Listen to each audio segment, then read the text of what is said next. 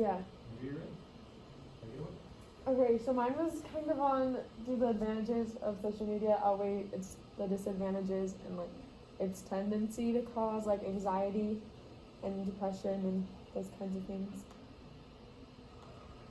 I just wanted to start off with like a few interesting facts. About 3.8 billion people use social media worldwide, regardless of their age or their internet access, whether it's like through a computer or a mobile phone.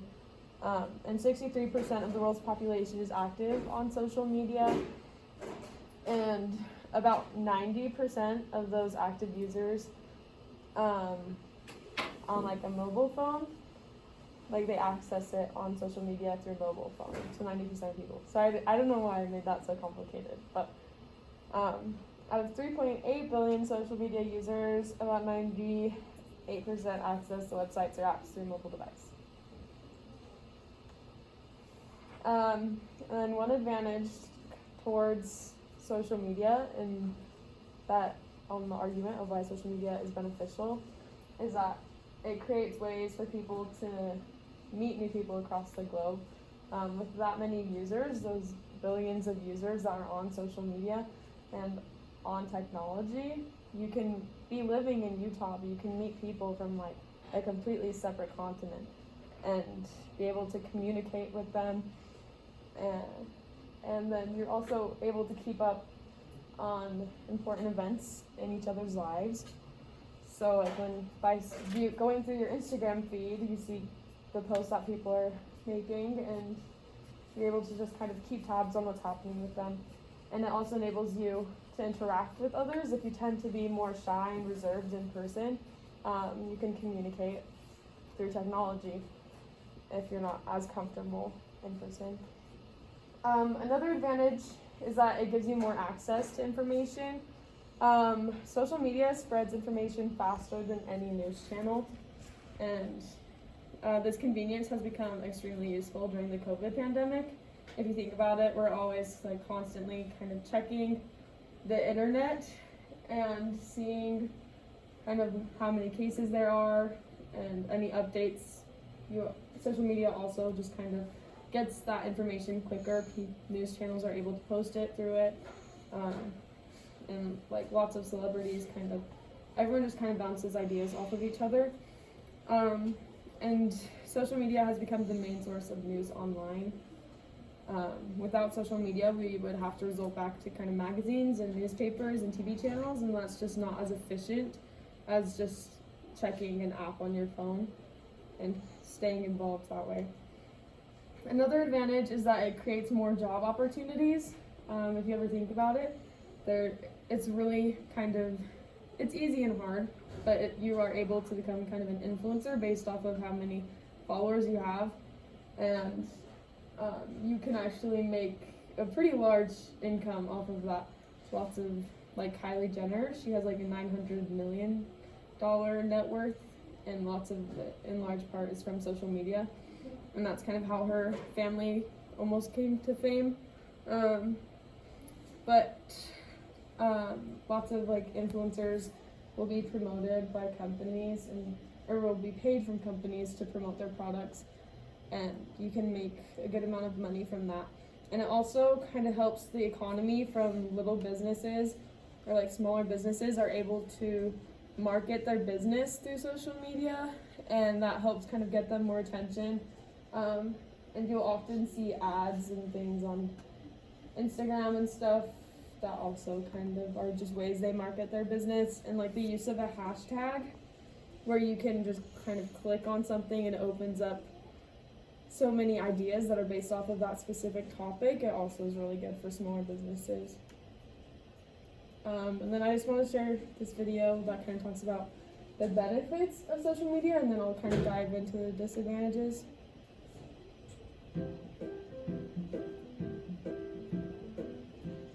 We're going to choose that.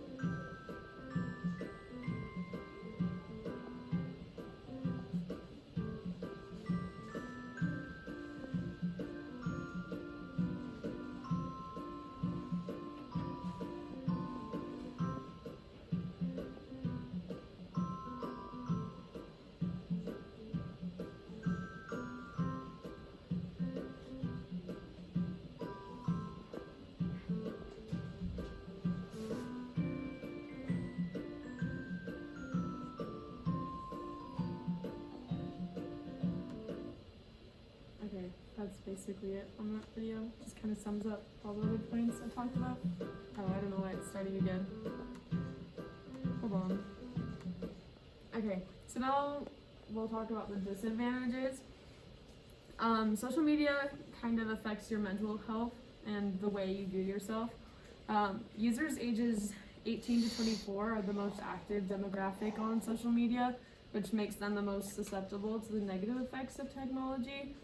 And if you think about it, during that age, you're just kind of getting out into the world and seeing new things, and it's a lot harder on your mental health to be experiencing all those negative effects of technology. It also causes feelings of inadequacy, anxiety, isolation, and depression. When you view things on social media, you don't know what's real and what's not, and you also are seeing the highs of people's lives and not quite the lows, and you're also on social media when you're bored, and so it kind of affects those things.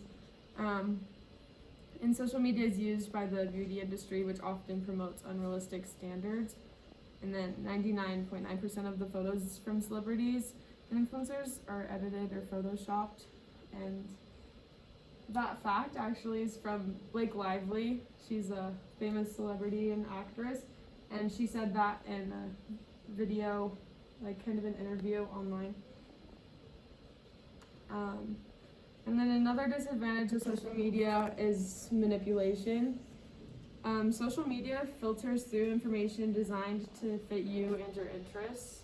And essentially, we're the guinea pig in these corporations and how we are being controlled by the way they market their business.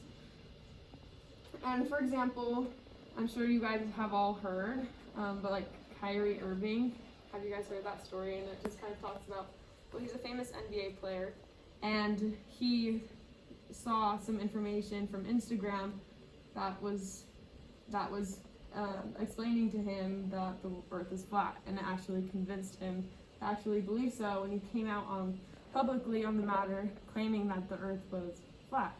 But he was manipulated from information on Instagram that convinced him, because he kept seeing more information about the earth is flat because he kept looking at those topics, and he was just kind of seeing one side of the argument and not the whole story. And there's just false information everywhere that is used to change our opinions. This is a direct quote from The Social Dilemma. I can't really recommend, but it's a really good documentary that I watched for this assignment on Netflix. It came out in 2018, I want to say, but I'll just read this. It says, "We've created a world in which online connection has become primary, especially for younger generations.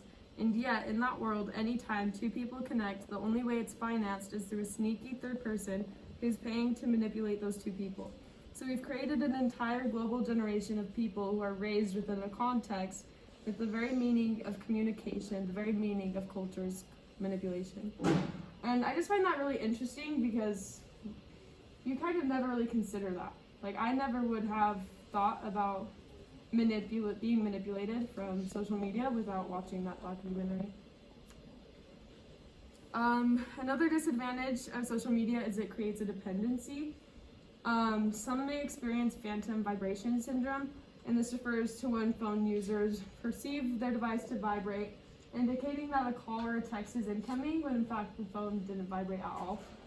Some of you may have experienced this yourselves, just kind of like when your phone is in your back pocket and you'll just think that it vibrated, but it actually did not go off.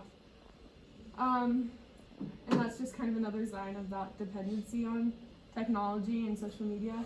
And social media often turns into a habit. You're constantly wanting to check what's new and what your notifications are.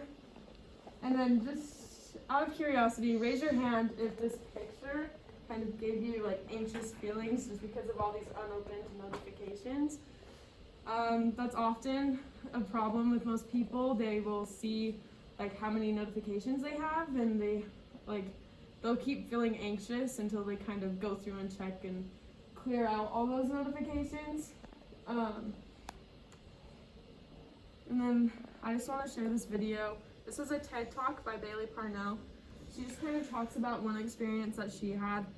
and I wanted to share in the beginning, but there's a lot more to the video, but I just want to share this one part.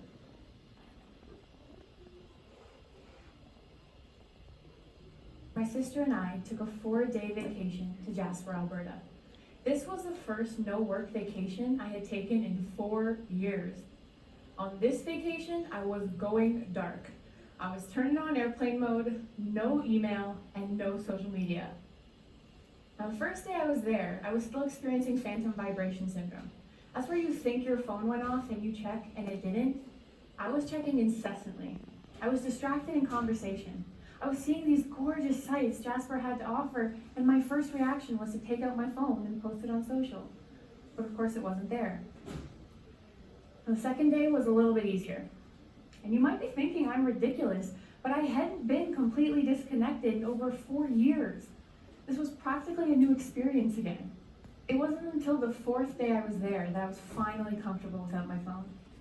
I was sitting with my sister, literally on the side of this mountain, when I started thinking to myself, what is social media doing to me? What is it doing to my peers? That was only 4 days, and it was anxiety inducing, it was stressful, and it resulted in withdrawals.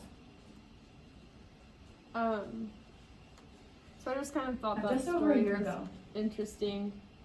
Some of us may be able to kind of relate to it. So what I think on the problem, I think that social media has become a problem, and that it maybe wasn't intended to do so in the beginning, but I think that as more and more people are using it, and there's more, like, there's different kinds of apps that are coming out, like TikTok is fairly new, and I know TikTok is extremely addictive towards some people. You just kind of like scrolling through and seeing certain videos that fit your interest. I think that it also affects the entire world. With everyone is kind of, their world revolves around technology and social media, and that's just where we get our information. And this was hard to admit since I also spend just as much time on social media and technology as everyone else. I think it's just kind of worked its way into a part of everyone's lives. I think that social media has paved the way to unknown territory. This generation, technology is new. It hasn't been a thing in earlier generations, and no one really knows what will happen to society with its effects. And then the solution to the problem, well, the biggest solution would just kind of be to get rid of social media completely. However, that's not necessarily realistic nowadays, since everyone has different views on the problem. Not everyone thinks that social media is actually a problem.